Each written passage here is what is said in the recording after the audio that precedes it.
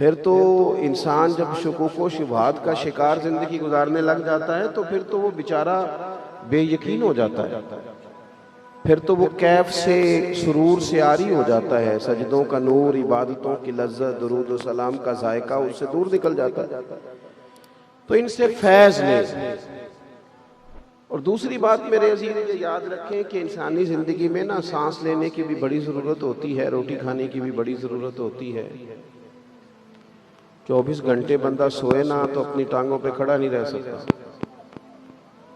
نیند کی بھی بڑی حاجت ہے۔ یہ جو ہمارا سانس اندر باہر جاتا ہے یہ اگر رک جائے تو بھی آزمائش ہو جاتی ہے۔ تو جس طرح ان سب چیزوں کی زندگی میں ضرورت ہے نا، اس سے کہیں بڑھ کر جینے کے لیے محبت کی بھی ضرورت ہے۔ گھر میں ہر شے موجود ہو نا، ساری اللہ تعالیٰ نے آسودگی، آسانی، ضروریات زندگی دے رکھی ہو، گھر میں ہر شے ہو، بس میاں بیوی کا آپس میں پیار نہ ہو تو ساری نعمتوں کے باوجود بھی گھر میں سکون نہیں ہوتا۔ اگرچہ لوگ سمجھتے ہیں کہ یہ ایک معمولی سی چیز ہے، لیکن آپ کی ساری زندگی کو وہ چیز ڈسٹرب کر دیتی ہے۔ آپ کے سکون کی جگہ آپ کا گھر ہوتا ہے۔ آپ کسی کے گھر میں بڑے اعلیٰ ترین بیڈ پر بھی سو جائیں تو جو سکون کی نیند اپنے گھر آتی ہے نا وہ کسی کے ہاں نہیں آتی۔ تو انسان کے لیے محبت اتنی زیادہ ضروری ہے کہ گھر میں ہر شے ہو، محبت نہ ہو تو ساری نعمتیں پھیکی محسوس ہوتی ہیں۔ اور اگر مکان کچا ہو، روٹی اچار کے ساتھ ہو، بچے پرائیویٹ کی بجائے سرکاری سکول میں پڑھتے ہوں، لیکن گھر والے ایک دوسرے سے محبت کرتے ہوں تو کچے گھر میں بھی سکون کی نیند آتی ہے۔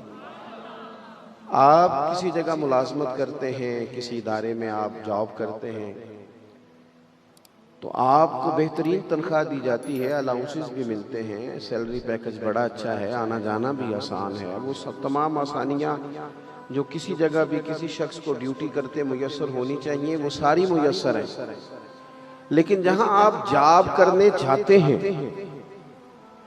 ان لوگوں سے پیار نہیں، عملے سے بنتی نہیں۔ تو جتنی مرضی بھی اچھی آپ کی سیلری ہو، ڈیوٹی پہ جانے کو دل کرتا۔ میری بات کی سمجھ آ رہی ہے؟ اس لیے زندگی میں تلخیاں تھوڑی پیدا کرنی چاہیے۔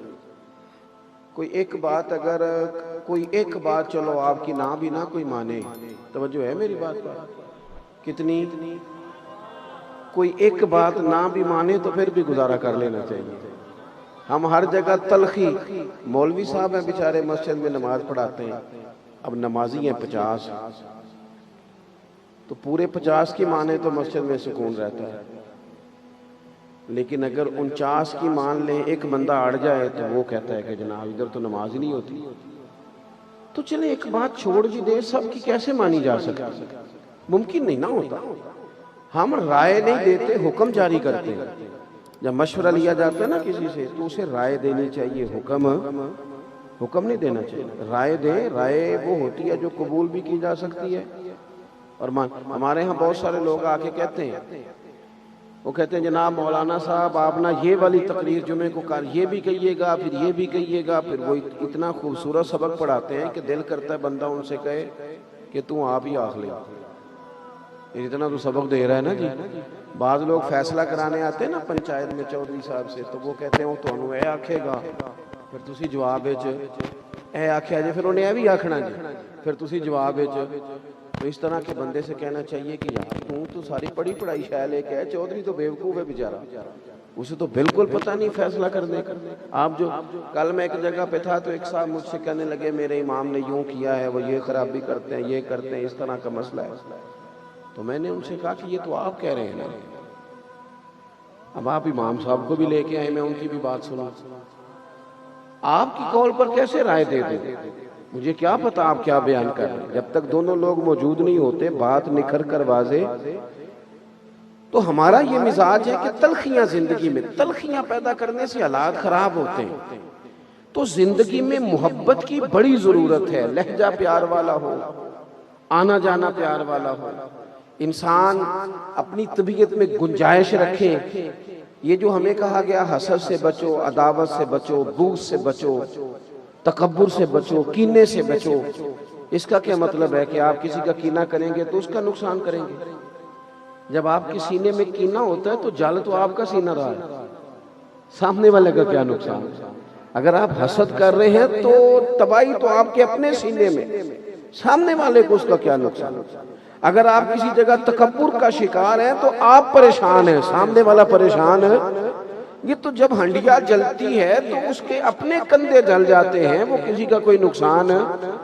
تو لہجہ محبت والا، اگر میں یہ کہوں نا کہ دین اسلام کا کوئی اور نام رکھا جا سکتا ہے تو دین اسلام کا دوسرا نام دین محبت ہے۔ ہر جگہ محبت کی بات کرتا ہے میرا دین، ہر جگہ۔ والذین آمنوا اشد حبا للہ، رب فرماتا ہے جو لوگ ایمان لے آئے ہیں نا وہ اپنے رب سے شدید محبت کرتے ہیں۔ یہ جو لمبے لمبے سجدے ہوتے ہیں یہ محبت کی وجہ سے ہوتے ہیں۔ یہ جو انسان دیر تک اپنے رب کو دکھڑے سناتا ہے یہ پیار ہو جاتا ہے۔ والذین یبیتون لربہم سجدا وقیاما، یہ جو رات بھر لوگ رکوع سجود میں رہتے ہیں یہ محبت ہو جاتی ہے، پیار ہو جاتا ہے۔ اللہ فرماتے ہیں ایمان والے رب سے شدید محبت کرتے ہیں۔ اور جہاں تک تعلق میرے رسول پاک کی ذات کا ہے، حضور نے فرمایا تم اتنی دیر تک ایمان کا ذائقہ ہی نہیں چکھ سکتے جب تک ہر چیز سے بڑھ کر رب رسول سے پیار نہ کرو۔ تمہارا نا ایمان تو ہوگا، یہ بخاری ہے، 3 چیزیں حضور نے بیان کی۔ فرمایا ایک تو ہر چیز سے بڑھ کے اللہ رسول سے پیار کرو، ایک جس سے بھی پیار کرو اللہ رسول کے لیے کرو، اور تیسرا فرمایا مسلمان ہونے کے بعد کفر کی طرف جانا اتنا ناپسند کرو جتنا بندہ آگ میں جانا ناپسند کرتا ہے۔ یہ 3 کام کر لو تمہیں مومن ہونے کا مزہ آ جائے گا۔ اگر محبت نہیں تو مومن تو ہوں گے پر مومن ہونے کا مزہ، اگر مومن ہونے کا مزہ لینا چاہتے ہیں، سرور لینا چاہتے ہیں، لذت آئے نماز میں، عبادت میں، تو پھر اس کے لیے نا ہر چیز سے بڑھ کر رسول پاک سے پیار کریں، اور پیار نعروں میں نہ کریں، خالی محفلوں میں نہ کریں، یعنی پیار کے عملی اظہار بھی تو ہونا۔ بہت سارے لوگ ایسے ہوتے ہیں جن سے ہماری محبت ہوتی ہے تو پھر ان سے ملنے کو بھی دل کرتا ہے، ان کی یاد بھی ستاتی ہے، ان لوگوں کے ساتھ ہمارا اس طرح کا تعلق ہوتا ہے کہ ان کی رضا میں راضی رہنا پسند بھی کرتے ہیں۔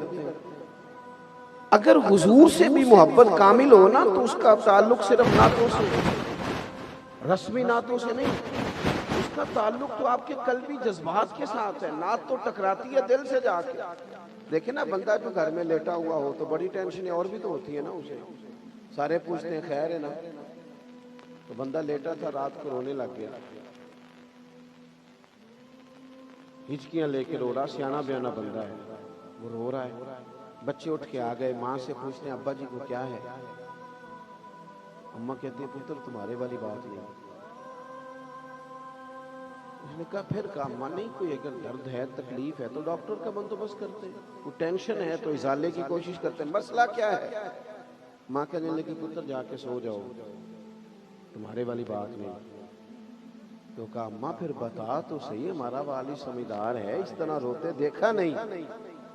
تو ماں بھی رو پڑی، کہنے لگی پتر تمہارے نبی کو نا، تمہارے والد کو نا نبی پاک کا مدینہ یاد آتا ہے، انہیں نا حضور کا شہر یاد آتا ہے، تو وہ تڑپ ساری اس وقت